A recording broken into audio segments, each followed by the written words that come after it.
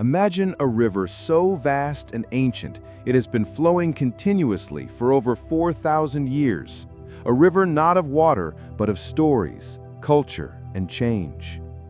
This river is the story of China, a civilization whose roots stretch deep into the mists of prehistory and whose branches touch every corner of the modern world. It is a story unlike any other, filled with mighty emperors and humble farmers, brilliant inventions and brutal wars, breathtaking art and devastating upheavals. This is not just history, it is a living legacy, a continuous thread woven through millennia, linking the ancient to the present. Today, we invite you to journey with us along this vast river, to witness the rise and fall of dynasties that built cities, forged empires, and transformed the world. You'll meet the visionaries who shaped the culture, the inventors who changed the way people lived, and the warriors who fought for power and survival. Through this journey, we'll see how the echoes of ancient China still resonate in the technology you use, the words you speak, and the ideas that shape our global society. So, let us begin at the very dawn, before written records, before monuments, when myth and reality blend, and a civilization was just beginning to take form along the great rivers that nourished the land. Welcome to the entire history of China.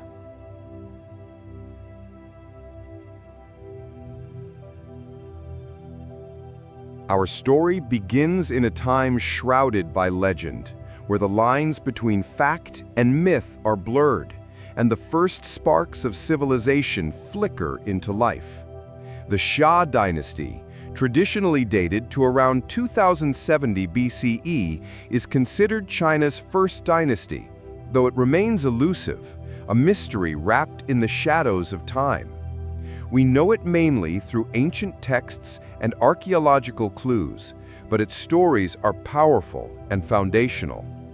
Central to this era is the figure of Emperor Yu the Great, a man who became a symbol of determination and ingenuity. Imagine a world where the land was wild and untamed, where rivers like the Yellow River were both lifeblood and menace, prone to catastrophic floods that swallowed villages and fields alike. For generations, people lived at the mercy of these waters, struggling to survive the destructive forces of nature. Yu was unlike any other leader. According to legend, he spent years working alongside his people, not from a throne, but wading through floodwaters, digging canals, and redirecting rivers to control the devastating floods. His approach was practical and persistent, applying careful observation and sheer grit rather than relying solely on divine intervention. It is said that he even passed by his own home 3 times during his work, refusing to stop until the job was done, an enduring tale of selflessness and dedication. This story of taming the waters is not just a myth, it is a powerful metaphor for how human society begins, by confronting chaos with order, by bending nature to human needs, and by building communities capable of sustaining larger populations. The Xia dynasty laid the groundwork for more complex societies to come, marking the transition from scattered tribes to centralized authority and the earliest forms of governance. Though much about the Xia remains wrapped in mystery, archaeological evidence from sites like early Tao gives us a tantalizing glimpse into this formative period. Imagine bustling communities beginning to organize themselves, farmers cultivating the fertile river valleys, and craftspeople forging the first bronze tools, precious and rare objects that symbolized power and skill. The Xia era was like a young civilization taking its tentative first steps, much like a startup navigating uncertainty but full of hope and potential. With limited technology, people experimented with agriculture, animal husbandry, and simple metallurgy. Bronze casting, in particular, marked a huge leap. Unlike the stone and bone tools of previous eras, bronze allowed for sharper, more durable weapons and utensils. But it was not merely practical, it was also symbolic, an art form expressing status, religious belief, and the emerging power of rulers. Alongside these technological advances, society began to stratify. Elites built early palaces and tombs, indicating the rise of a ruling class supported by artisans, farmers, and warriors. The foundations of Chinese culture, respect for ancestors, ritual practices, and social hierarchy began to take shape. Though we cannot read the Shah's own words, their legacy lives on in the cities and cultures they helped create. As the Shah dynasty gave way to the Shang around 1600 BCE, China entered a new age, one where history began to write itself. The Shang are remarkable for leaving the earliest known Chinese writing, carved into tortoise shells and animal bones called oracle bones. These were not mere decorations, but tools of divination. The Shang kings and their priests would inscribe questions to ancestors and deities, then interpret the cracks formed by heating the bones. Imagine holding one of these oracle bones, feeling the rough surface beneath your fingers, knowing it carries the voice of a person who lived over 3,000 years ago, asking questions about the success of a harvest, the outcome of a battle, or the health of a royal family member. These inscriptions are the oldest direct evidence we have of the Chinese written language, and they offer a fascinating window into the concerns and worldview of the Shang people. But writing was only part of the Shang's legacy. They mastered bronze casting with extraordinary skill, creating weapons, ritual vessels, and ornate decorations. Their bronze artifacts were not just tools or weapons, they were works of art imbued with religious significance. The casting process itself was a marvel, involving multi-part clay molds and precise control of molten metal, producing objects so detailed that some appear to be alive with swirling dragons and mythical beasts. The Shang dynasty was also a time of complex society and warfare. Kings ruled from fortified cities, commanding armies and conducting elaborate ceremonies to honor ancestors and gods. Their capital at Anyang, one of the earliest urban centers, reveals a sophisticated culture with skilled artisans, scribes, and priests. This was a civilization confident in its power and rich in spiritual meaning.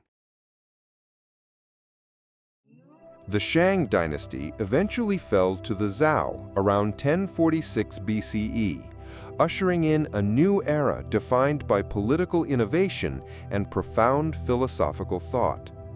The Zhou introduced the concept of the mandate of heaven, a revolutionary idea that redefined the legitimacy of rulers. This mandate was not merely divine right handed down unconditionally, it was conditional. Heaven granted the right to rule to those who governed justly and wisely, but it could be withdrawn if a ruler became corrupt or tyrannical. Imagine this as an early system of checks and balances, a cosmic accountability that bound the fate of emperors to their moral conduct. It was a powerful idea because it gave people hope that injustice could be corrected, that rulers were servants of a higher order rather than absolute despots. This principle would echo through Chinese history, justifying rebellions and regime changes for centuries to come. The Zhou dynasty was also the cradle of Chinese philosophy. It was during this time that Confucius and Laozi lived, thinkers whose ideas would shape Chinese culture, ethics, and governance for millennia. Confucius emphasized order, respect, and social harmony, envisioning a society where each person fulfilled their role with virtue. Laozi, on the other hand, championed living in harmony with the natural world, advocating simplicity and humility. These contrasting yet complementary philosophies provided a framework for understanding the human experience and the proper way to live and govern. The Zhou era thus set the stage for China's intellectual flowering, laying foundations as important as any empire or invention. Fast forward to 221 BCE, when a man named Shang rose from the turbulent Warring States period to unite fractured lands into what we now call China. He declared himself Qin Shi Huang, the first emperor. Imagine a world fractured like shards of shattered pottery. 7 separate kingdoms, each with its own laws, armies, and languages. Qin Shi Huang's vision was to glue these shards back together into a single mighty vessel. But unification was no gentle act. Qin Shi Huang was a ruler obsessed with control and immortality, a man who marched his armies relentlessly, destroyed rival books and philosophies, and ordered the construction of massive projects, including the early Great Wall. The wall was not just stone and earth, it was a symbol of his iron will, built with the blood and sweat of hundreds of thousands of workers, some buried within its ramparts. He standardized weights, measures, currencies, even the written script, like a CEO rolling out one uniform system across a sprawling company. This made trade, communication, and governance smoother than ever before, an early version of what we now call integration. Yet his reign was marked by cruelty, forced labor, brutal punishments, and paranoia. Qin Shi Huang's legacy is paradoxical. On one hand, he laid the administrative foundations that allowed China to endure as a unified state for millennia. On the other, his relentless rule sparked rebellions that quickly toppled his dynasty shortly after his death. But the idea of China, one country, one people, one emperor, was born under his iron fist. Perhaps no symbol of Qin Shi Huang's reign is more haunting than the Terracotta Army, an underground legion of over 8,000 life-sized clay soldiers, horses, and chariots buried to protect the emperor in the afterlife. Imagine walking into a vast subterranean vault where thousands of warriors stand silent guard, each face unique, each figure painstakingly crafted. The army represents Qin's obsession with immortality and power beyond death. They embody a mix of artistry and engineering that was centuries ahead of its time.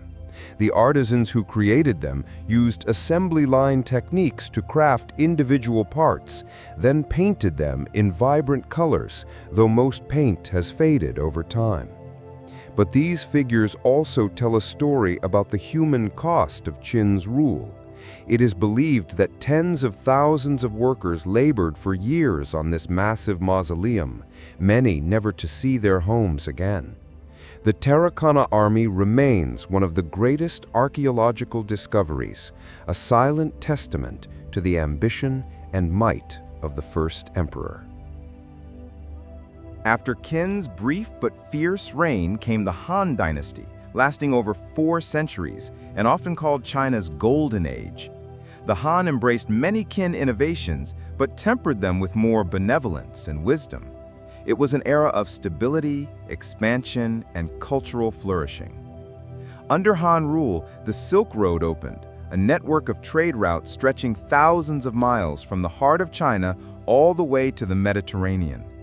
Picture it as the ancient world's LinkedIn, a corridor where silk, spices, ideas, and religions flowed freely. Chinese silk became a luxury prized by emperors and commoners alike, while Chinese inventions began to ripple outward. The Han also gave the world some of its most important inventions. Paper, invented by Kai Lun, revolutionized writing and record-keeping. The seismograph detected distant earthquakes, an early tool for disaster preparedness, and advances in astronomy and medicine flourished. This was a civilization looking outward and inward at once, mapping the stars and recording human wisdom. The Han Dynasty's strength lay not just in conquest or invention, but in its social and philosophical foundations.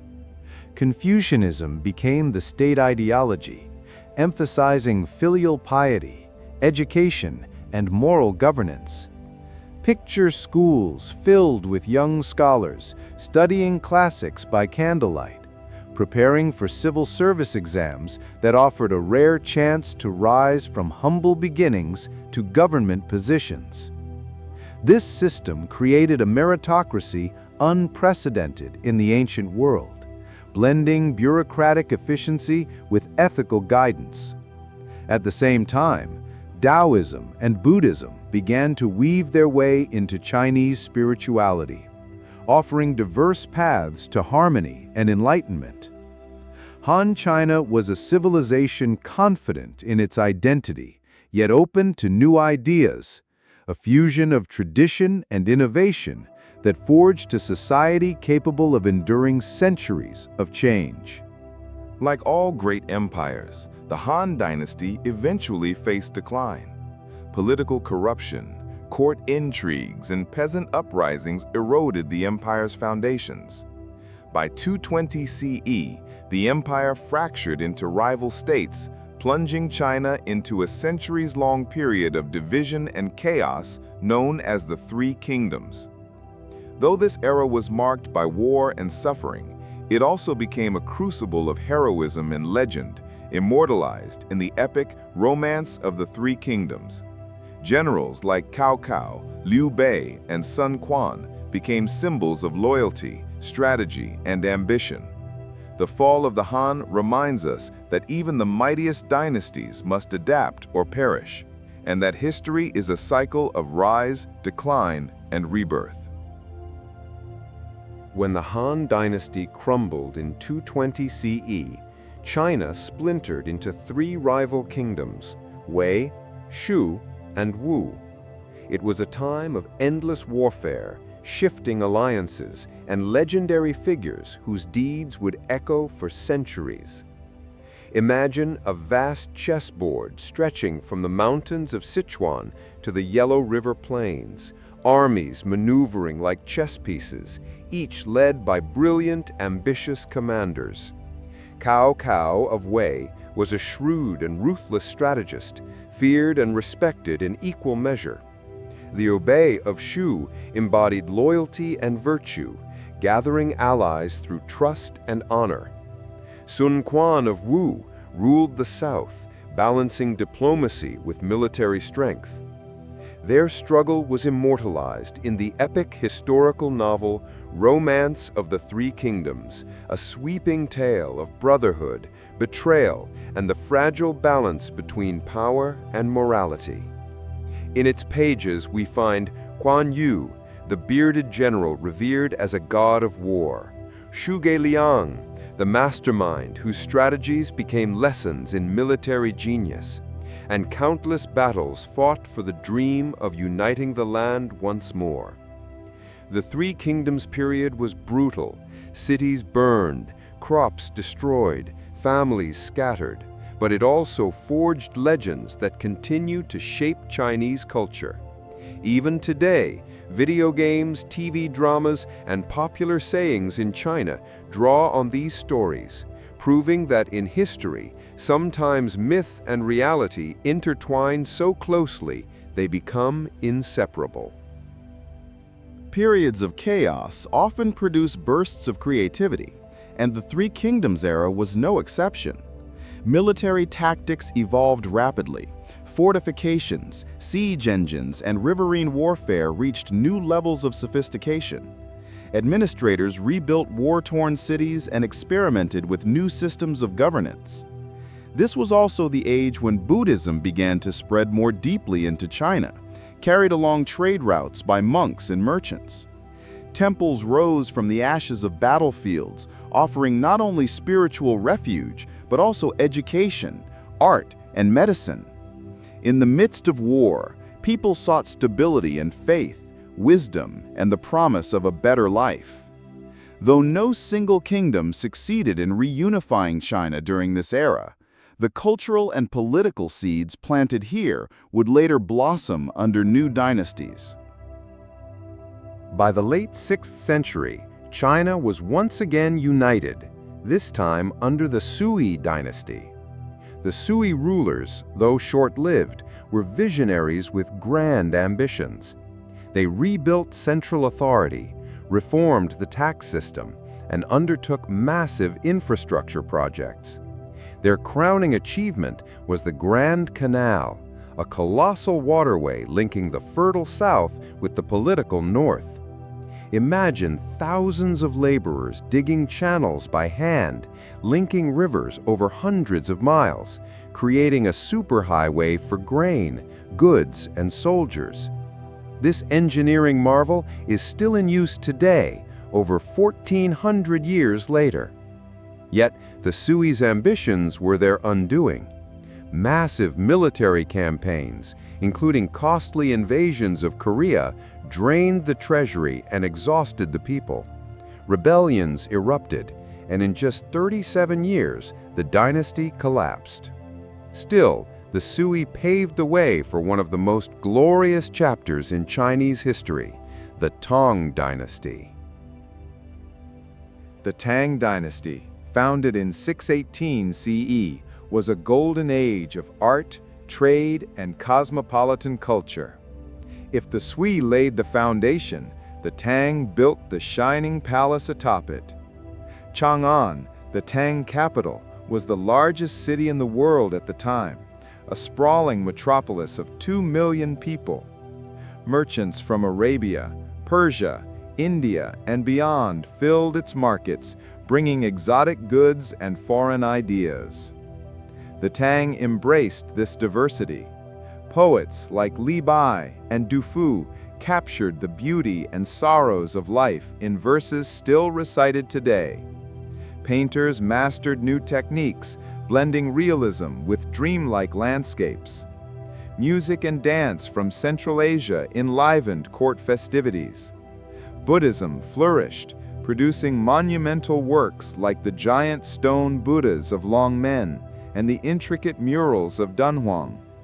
Under the Tang, the Silk Road reached its peak. Caravans carried silk, porcelain, tea, and paper outward, while returning with gems, spices, and stories from distant lands. The Tang were not just rulers, they were patrons of a cultural explosion whose ripples spread far beyond China's borders. Yet even golden ages have shadows. In 755 CE, the empire was shaken by the An Lushan Rebellion, a massive uprising led by a general who turned against the Tang court. The rebellion lasted nearly 8 years, devastating the countryside and costing millions of lives.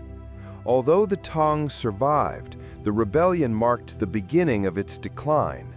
Political power shifted to military governors, and the central government's control weakened. Still, the Tang spirit endured. Its literature, art, and openness to the world left a legacy so enduring that later generations would look back to the Tang as the ideal of Chinese civilization, a time when China stood confident, creative, and connected to the world.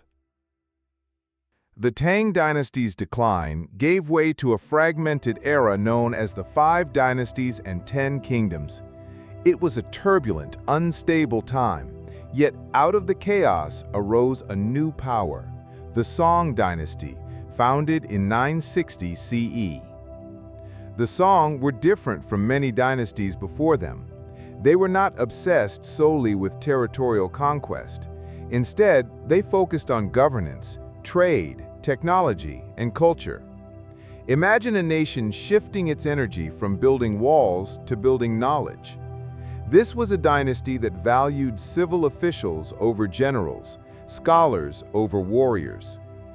The capital, first at Kaifeng and later at Hangzhou, became hubs of commerce and innovation. Markets overflowed with goods, silk, tea, spices, lacquerware. Printing technology made books more accessible than ever before, fueling literacy and education. Paper money, an invention that would change the world economy, was introduced, making trade faster and more efficient. The Song also saw an explosion of scientific discovery. Shen Kuo described the magnetic compass, which revolutionized navigation. Gunpowder, initially used for fireworks, began its journey toward becoming one of the most transformative military technologies in history. Su Song built an astronomical clock tower, an engineering marvel that mapped the movement of the heavens with astonishing precision. It was as if the Song dynasty was China's Silicon Valley, buzzing with creativity, solving practical problems, and pushing the limits of technology. Yet, like many innovators, they faced external threats they could not entirely control. In the Song dynasty, culture was not confined to the elite. It filtered into the daily lives of common people. Landscapes in inkwash, delicate yet powerful, became the signature of Chinese painting. Artists like Fan Quan and Zhang Zeduan captured the grandeur of mountains and the bustle of cities with equal skill. The famous scroll along the river during the Qing festival is often called China's Mona Lisa, an intricate continuous painting showing merchants, farmers, entertainers, and nobles all going about their daily business. It is a time capsule in ink, offering a snapshot of a living, breathing civilization. Tea culture blossomed during the Song. Tea houses became gathering places for conversation, poetry, and music. Porcelain making reached new heights, with celadon wares from Long Quan admired far beyond China's borders. Even in times of political stress, the Song spirit thrived in artistry, beauty, and the belief that daily life, in all its detail, was worth celebrating. But the Song lived under a looming shadow. To the north, the Mongols, unmatched in mobility and ferocity, were sweeping across Eurasia under the leadership of Genghis Khan and his descendants.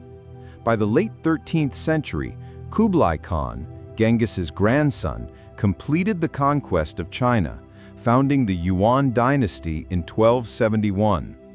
Under the Yuan, China became part of the largest contiguous empire in world history, stretching from Korea to Eastern Europe. This brought unprecedented contact with the outside world. Foreign merchants like Marco Polo traveled the Silk Road to the Yuan capital of Khanbalik, modern-day Beijing, returning to Europe with tales of its vast wealth, paper money, and efficient postal system. The Mongols encouraged trade and communication, but their rule was often resented by the Chinese, who saw them as outsiders. Heavy taxation, discrimination against Han Chinese in government posts, and natural disasters fueled unrest. Still, the Yuan era was a time of cultural fusion. Central Asian music, Persian astronomy, and Western medicine all found a place in Chinese cities. In 1368, the Yuan dynasty fell to a rebellion led by Zhu Yuanzhang, a former peasant monk who rose through sheer determination to become the Hongwu Emperor, founder of the Ming dynasty. The Ming represented a return to Han Chinese rule, a reassertion of traditional culture and authority. The Ming capital at Beijing became home to the magnificent Forbidden City, a sprawling palace complex of red walls and golden roofs built to project the power and divine authority of the emperor.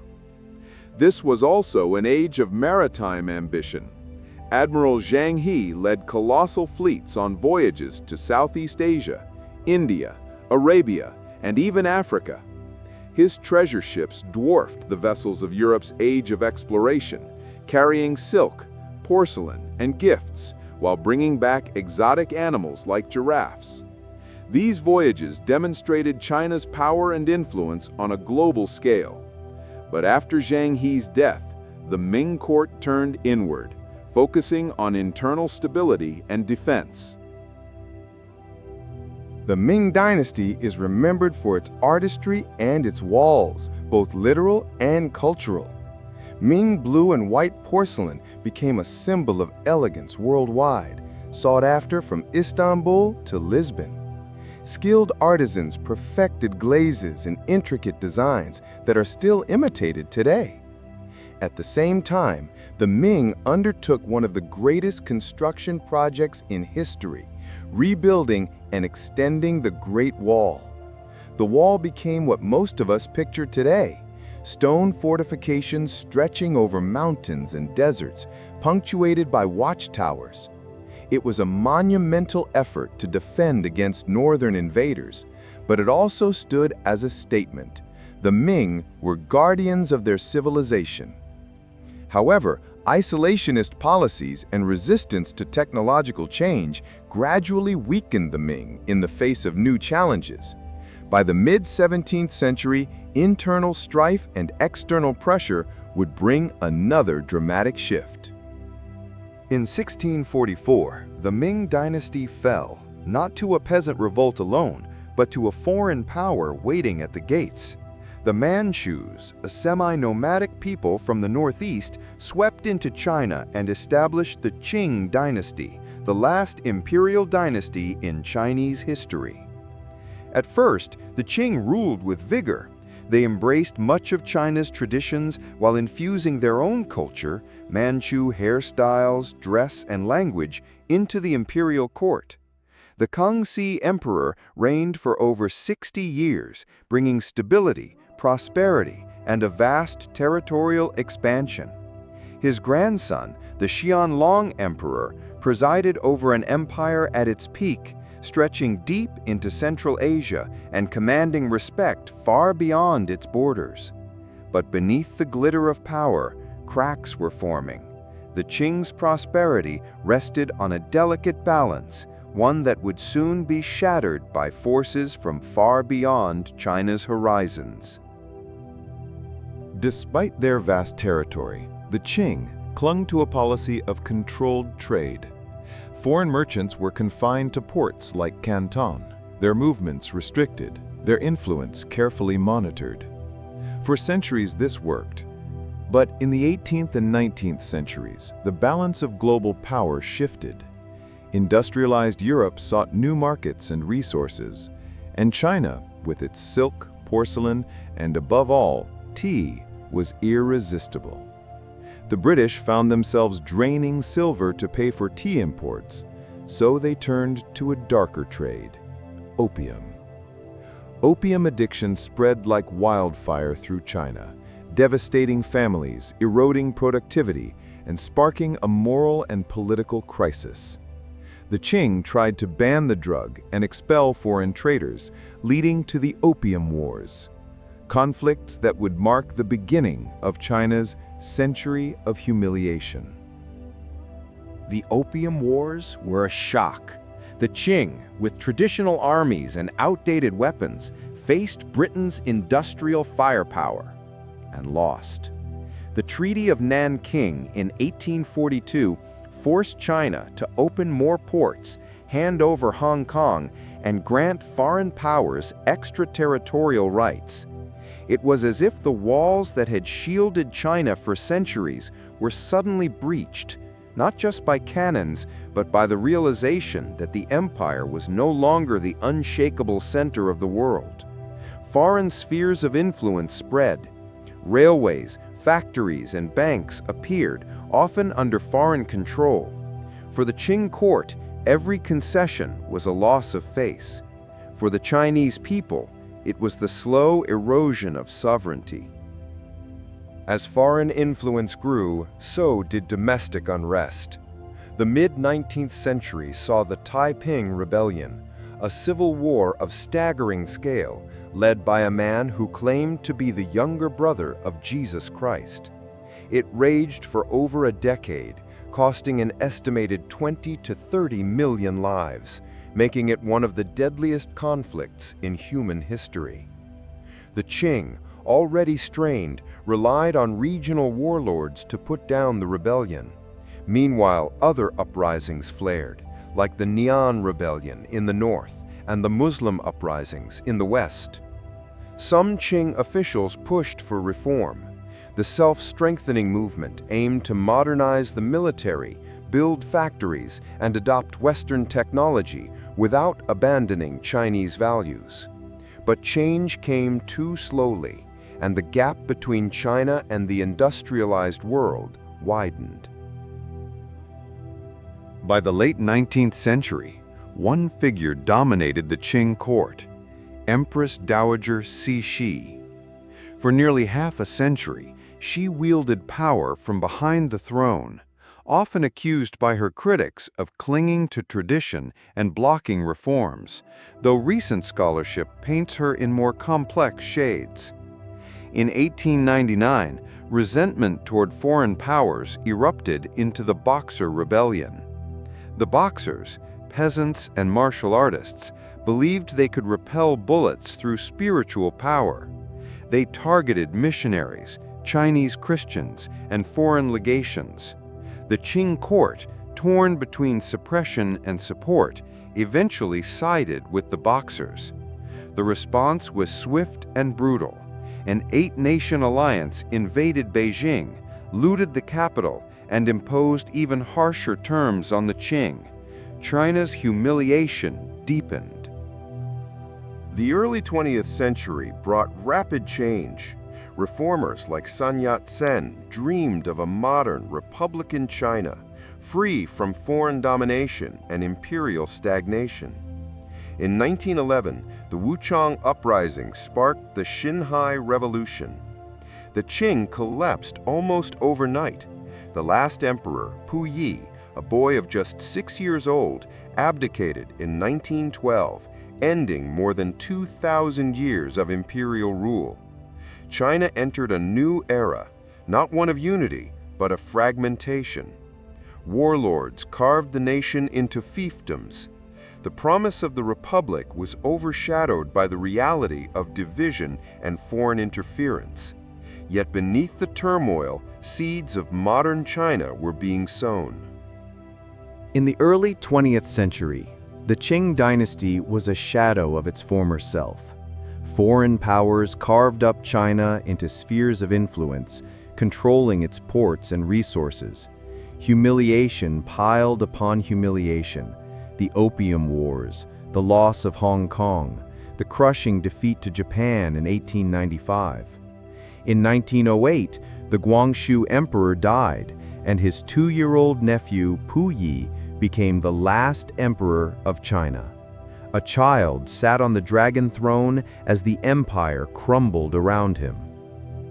Reform had failed to save the empire. The people's patience had run out. In 1911, sparked by an uprising in Wuchang, a wave of rebellion swept through China. Leading the movement was Sun Yat-sen, a visionary who dreamed of a China free from dynastic rule, a modern republic built on his 3 principles of the people: nationalism, democracy, and livelihood.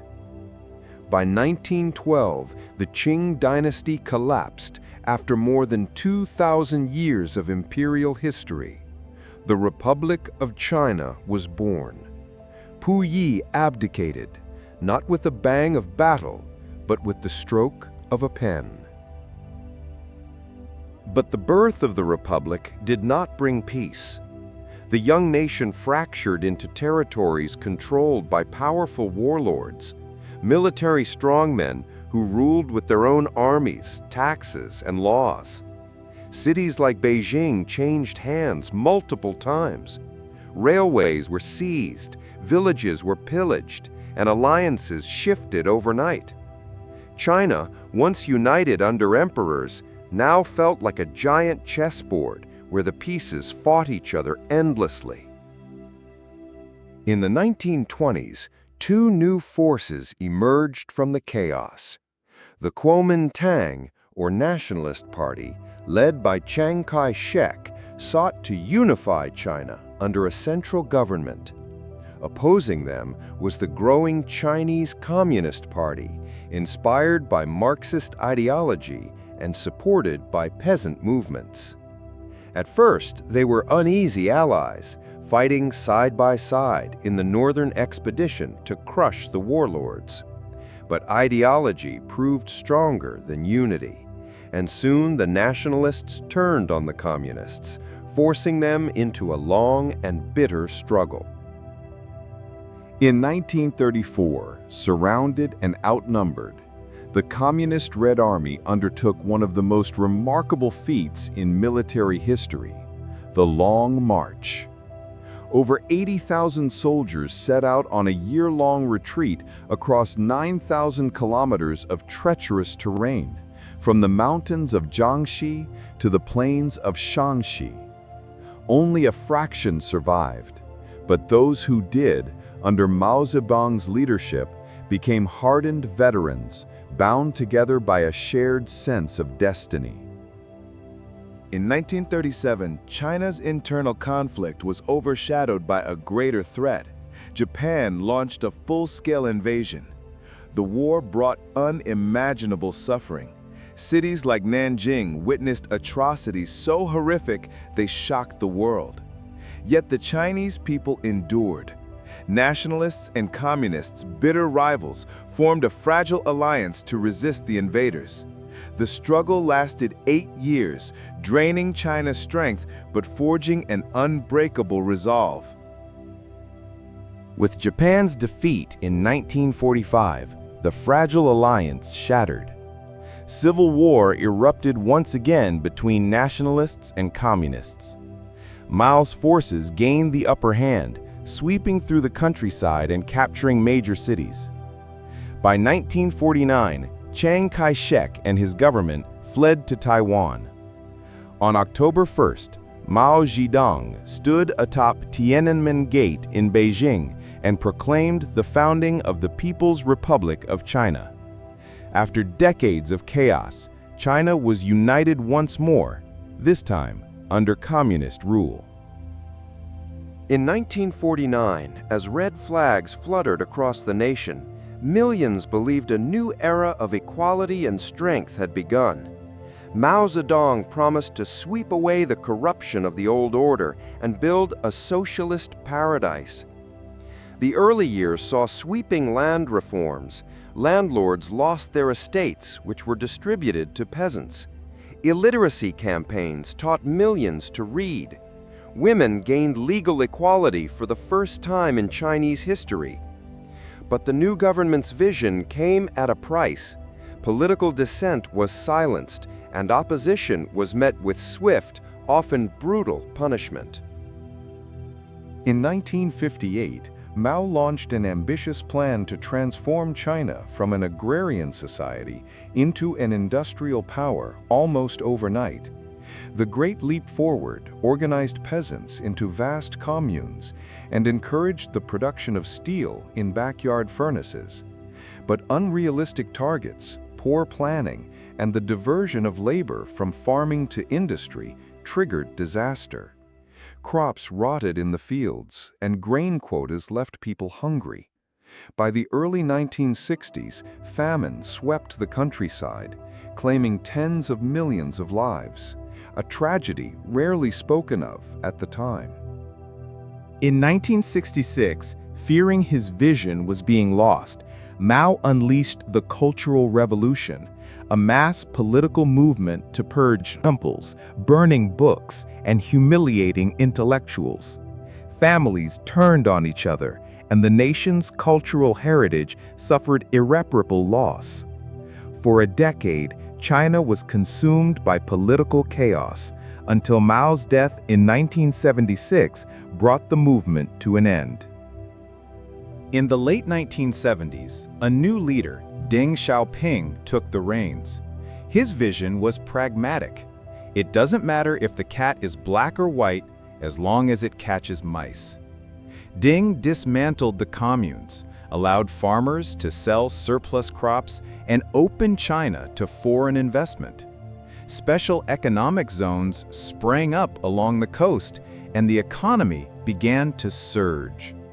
China's cities filled with neon lights, skyscrapers, and bustling markets. Millions were lifted out of poverty in what became one of the fastest economic transformations in history. But rapid change brought rising expectations, especially among students who demanded political reform to match economic progress. In the spring of 1989, thousands gathered in Beijing's Tiananmen Square, calling for greater freedoms. For weeks, the world watched as the protests grew. On June 4th, the army moved in. The government declared order had been restored, but the images of a lone man standing before a line of tanks became an enduring symbol of courage and defiance. In the decades that followed, China's economy exploded. High-speed trains linked distant provinces. Megacities like Shanghai and Beijing transformed into global hubs. Chinese companies became leaders in manufacturing, technology, and infrastructure. The 2008 Beijing Olympics showcased a confident, modern China. Yet, alongside this prosperity came challenges: environmental crises, rising inequality, and tensions with the West over trade, human rights, and influence. From the myths of the Shang dynasty to the glass towers of Shenzhen, China's journey spans more than 4,000 years. It has weathered invasions, revolutions, famine, and war, yet has risen time and again, reinventing itself with each era. Today, China stands as a superpower with global influence, a nation of contradictions, deeply rooted in its ancient traditions, yet racing toward the future at breakneck speed. Its next chapter is unwritten, but if history has taught us anything, it is that China's story is far from over.